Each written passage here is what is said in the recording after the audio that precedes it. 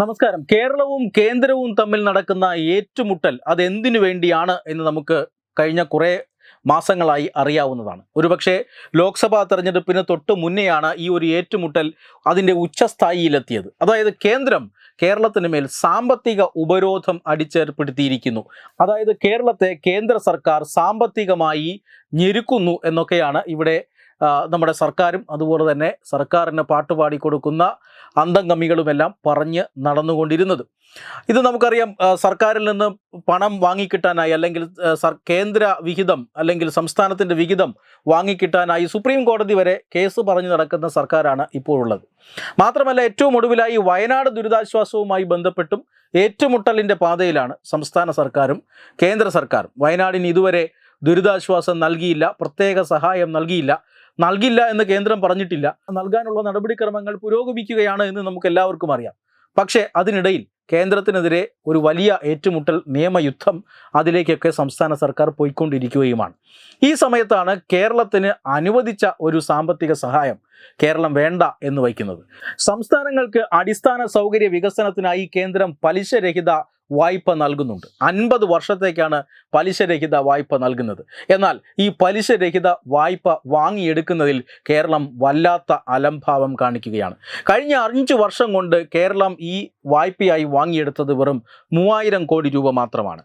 3000 കോടി രൂപ എന്ന് പറയുമ്പോൾ മറ്റ് സംസ്ഥാനങ്ങൾ ഈ പദ്ധതിയെ പ്രയോജനപ്പെടുത്തിയത് നോക്കുമ്പോൾ എത്രമാത്രം ചെറുതാണ് എന്ന് നമുക്ക് മനസ്സിലാക്കാൻ സാധിക്കും. തൊട്ടടുത്തുള്ള തമിഴ്നാട് സംസ്ഥാനം 13,000 കോടിയാണ് വായ്പയായി എടുത്തിട്ടുള്ളത്. കർണാടക 10,000 കോടി, തെലങ്കാന 5,000 കോടി, UP 37,000 കോടി, രാജസ്ഥാൻ 21,000 കോടി, മധ്യപ്രദേശ് 29,000 കോടി. പലിശരഹിത വായ്പയാണ്, ദീർഘകാല വായ്പയാണ്. ഇത് തീർച്ചയായും പരമാവധി നേടിയെടുത്താൽ സംസ്ഥാനത്തിൻ്റെ വികസനത്തിന് അതൊരു വലിയ നാഴികക്കല്ലാവുകയും ചെയ്യും. പക്ഷേ കേരളം എന്തുകൊണ്ടാണ് ഈ വായ്പയിൽ വലിയ താല്പര്യം കാണിക്കാത്തത്? 2 കാരണങ്ങളുണ്ട്. ഒന്ന്, ഈ വായ്പ വാങ്ങിയാൽ മൂലധന ചെലവുകൾക്ക് മാത്രമേ ചെലവാക്കാൻ സാധിക്കുകയുള്ളൂ. മറ്റ് വായ്പകൾ വാങ്ങും പോലെ ആ വായ്പ വാങ്ങിയെടുത്ത് മന്ത്രിമാർക്ക് ഫോറിൻ ടൂർ ഒപ്പിച്ചു കൊടുക്കുക, ശമ്പളം കൊടുക്കുക, പെൻഷൻ കൊടുക്കുക, ഇതൊന്നും ചെയ്യാനാകില്ല. ജലസേചനം, അതുപോലെ തന്നെ വിദ്യാഭ്യാസം, ആരോഗ്യം, റോഡ്, പാലം, റെയിൽവേ എന്നിങ്ങനെയുള്ള വമ്പൻ അടിസ്ഥാന സൗകര്യ പദ്ധതികൾ നിങ്ങളുടെ പക്കലുണ്ടോ? അതിനായി കേന്ദ്രം പണം തരും, പലിശ കൊടുക്കണ്ട. പക്ഷേ ഈ വായ്പ നേടിയെടുക്കാനായി എന്താണ് നിങ്ങൾ ചെയ്യാൻ പോകുന്നത് എന്ന പദ്ധതി വിശദമായി കേന്ദ്രത്തിന് സമർപ്പിക്കണം. ഇതൊന്നാമത്തെ കാരണം. രണ്ടാമത്തെ കാര്യം, ഈ വായ്പ തന്നു കഴിഞ്ഞാൽ ഇതിൻ്റെ ചെലവാക്കൽ സംബന്ധിച്ച കൃത്യമായ കണക്കുകൾ കേന്ദ്രത്തിന് നൽകുകയും വേണം. ഈ 2 നിബന്ധനകൾ ഉള്ളതുകൊണ്ടാണ് കേരളം ഇതിൽ വലിയ താല്പര്യം കാണിക്കാത്തത്. കാരണം ഈ 2 കാര്യവും കേരളത്തിന് ചെയ്യാൻ പറ്റാത്ത കാര്യങ്ങളാണ്. പണം എത്ര കിട്ടിയാലും കുഴപ്പമില്ല, പക്ഷേ എങ്ങനെ ചെലവാക്കുന്നു എന്ന് ചോദിക്കരുത്. അതാണ് കേരള സർക്കാരിൻ്റെ നയം.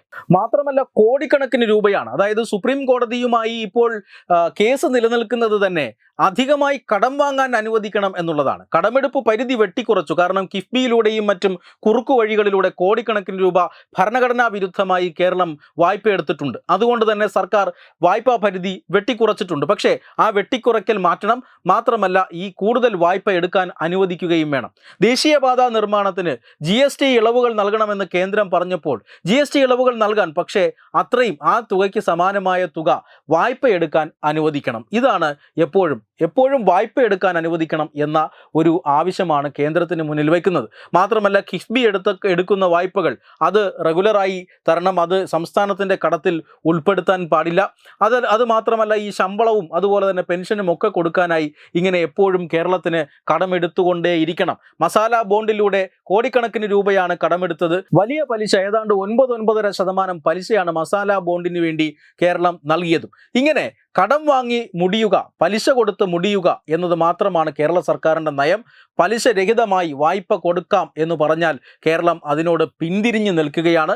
ഇത് കാരണം തടസ്സപ്പെടുന്നത് കേരളത്തിൻ്റെ വികസനമാണ്. പിന്നീട് കേന്ദ്രത്തെ കുറ്റം പറഞ്ഞ് കോടതിയിൽ പോയിട്ട് കാര്യമില്ല എന്ന് പലതവണ കേരളത്തിന് മനസ്സിലായതുമാണ്. വെബ് ഡെസ്ക് തത്തുമൈ news. Powered by Jyothis, realising your dream home. Our ongoing luxury apartments projects are Crown near Karivattam, The Square near UST Global, White Manor near Attigal Ambalathara, and Evergreens Luxury Villas near Tirumala.